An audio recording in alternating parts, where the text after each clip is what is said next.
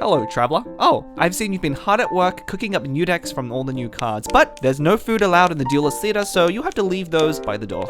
I've been really addicted to the new monster cards in particular and all of their unique mechanics, and today we're featuring another that looks to be very strong, Thundering Manifestation. Yep, the TCG version is just as annoying as the real boss. And introducing a deck I like to call Orbital Laser. Thundering Manifestation's passive allows it to lock on to the first character each round to use a skill, not only dealing 1 additional damage to that target, but also allowing it to hit them even when they're off field. There is simply no escape. And to power it up even more, we are running Double Pyro to have access to Pyro Resonance. A combination of Thundering Manifestation skill with the lock-on bonus, Overload, and Pyro Resonance adds up to 9 damage that can't even be dodged by swapping off, hence the name Orbital Laser. With Bennett, we also have the option to go for his burst to add even more damage potential. Notably, if you chain Bennett's burst into Thunder Manifestation's skill, it's exactly 10 damage without any additional cards. But in a lot of cases, you'll start with Klee, as she is an extremely efficient character at applying Pyro, and you have the option of rushing for her burst if your opponent is swapping a lot, or you can of course choose to go for a first turn kill with Manifestation if your hand has the cards to allow it. The deck plays a lot like Pyro Kachin with a lot of different possibilities in your opener, but your goal is usually to apply Pyro to as many characters on your opponent's side as you can, and then bring in Manifestation to clean up with huge bursts of overload damage. If you like, you don't have to run these characters either. You can easily swap out either Pyro character for another if you prefer. Linny, for example, is actually a great option over Klee if you like his playstyle or just want to try him out. But let's see the deck in action. Let's duel. Ooh, looks like we're going up against Shenhe SC, so this will be a good test of the abilities. Obviously, Shenhe Superconduct, a very strong deck in the last meta game. We'll see how it does with all the new cards. Shenhe, of course, did get a little bit of a nerf, so let's see. We definitely want to keep some proactive cards.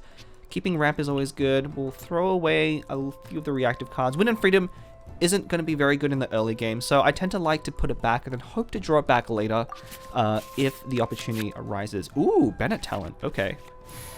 So Bennett Talent is a good reason to start on Bennett over Klee, especially against a deck like Shenhe Superconduct. Might be good to get the additional healing out. So I'm thinking I'll start with Bennett, even though normally the deck does like to start with Klee.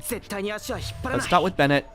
And this will be hopefully good for us. The usual opening lines for Shenhe SC is to swap off of Raiden, so that should get us some Pyro. Ooh, okay. Pretty decent dice rolls, not the best. Looks like if we had 6 Pyro, we could go for 2 Bennett skills, but I think a skill and a normal attack. Oh, wow, a Lotus.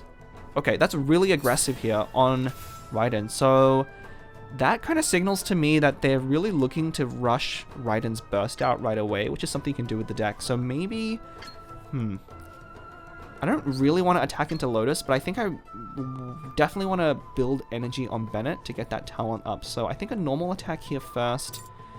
And I have, let's see, yeah, let's keep those Dendro, because I have that Paimon card in hand. So let's pop that Lotus just to build energy. Obviously a very good trade for my opponent here. And yeah, looks like they're going to skill and stay on Raiden.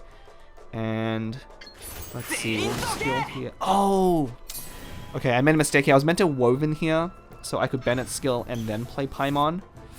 That's actually a pretty costly mistake. Now I'm not going to be able to drop Paimon this turn, and I'm going to have to waste a die. Ooh, that's really unfortunate. Yeah, okay.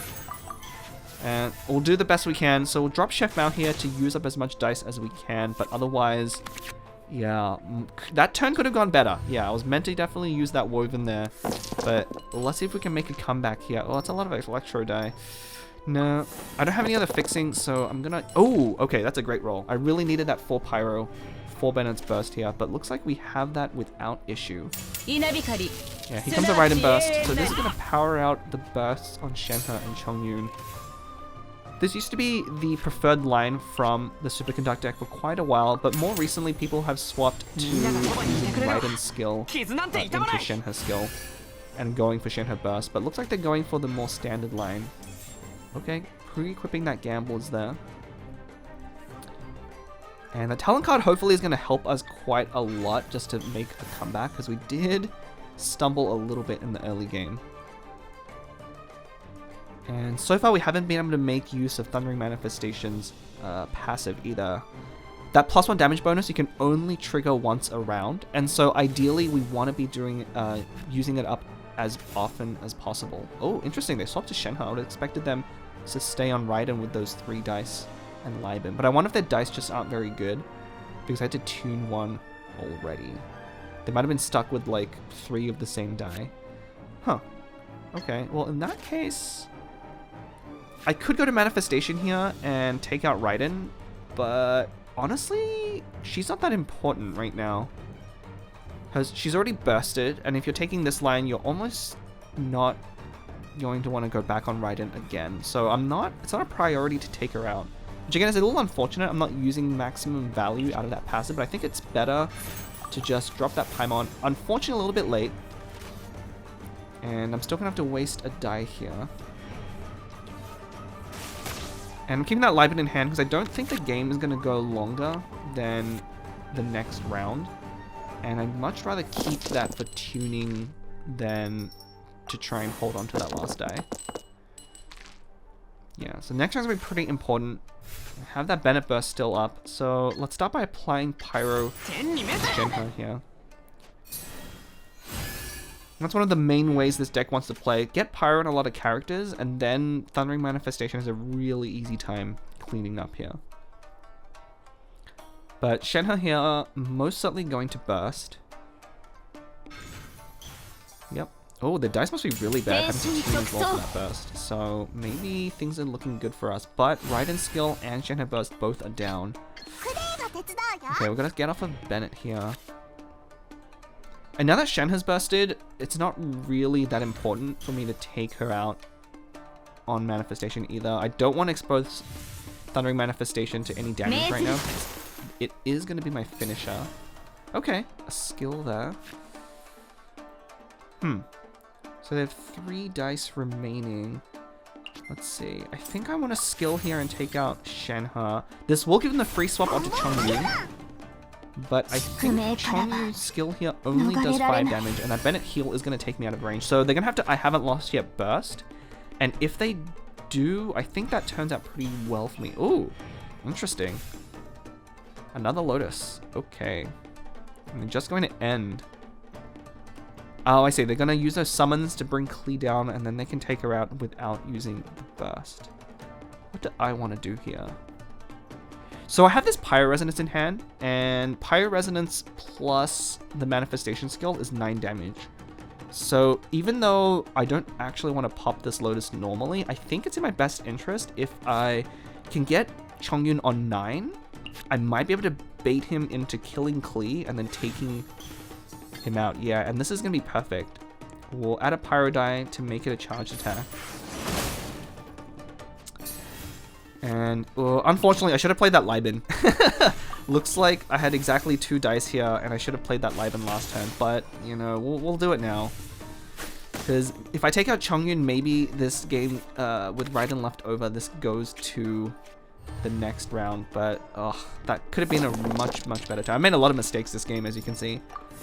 Could have gone a lot better. And, ooh. Luckily, my dice rolls have been on point. If my dice rolls have been any worse than they are, I think we would have lost quite badly, but fortunately for us, the opponent seems to be stumbling a little bit on dice, and we're getting pretty lucky to get out of our mistakes here. But definitely have made some. Yep, here we go. Okay, and they've already used both Lotuses, so I was just hoping to dodge a Hash Brown here. But here is the Orbital Laser about to strike, and for good measure, we're going to play that Manifestation talent. It's going to draw us a card when we hit Chongyun here. But look at this, 9 damage, bam. Oh, brutal. Oh. And it's so easy to get people with this right now, and they're just going to concede, because people are still not quite yet used to playing around Thundering Manifestation, so GG. With the passive adding a free damage every round, Manifestation really is looking to be one of the premier aggro cards in this new metagame. And even though we didn't see it showcased in this specific match, the ability to apply Pyro on someone's starting character and still take them out with either Tandoori or Pyro Resonance is just such a good way to start some games, especially if your opponent has one key character that they really want to get set up. It can be really difficult to do it safely. If you ever get Pyro applied to that character, you always have the option of sniping it down with Manifestation skill. And really, to effectively play against this deck, you're going to have to use a skill on a different character to just draw the aggro. Remember, the Lightning Probe does only shift once a round, so once a character has used a skill for that round, it will no longer move to your other characters. But while you're doing that, your opponent could be building up to a Bennett or a Klee burst, making this deck really difficult to deal with. So if you want a very fast deck, definitely try this one out. If you are a newer player, be sure to attend the TCG 101 series to level up your Genius Invocation game. If there's anything you'd like to see in an upcoming video, drop a comment and I'll see how I can help. Be sure to enroll in our courses by subscribing so you can be notified when a new lesson's available. Until then, class dismissed!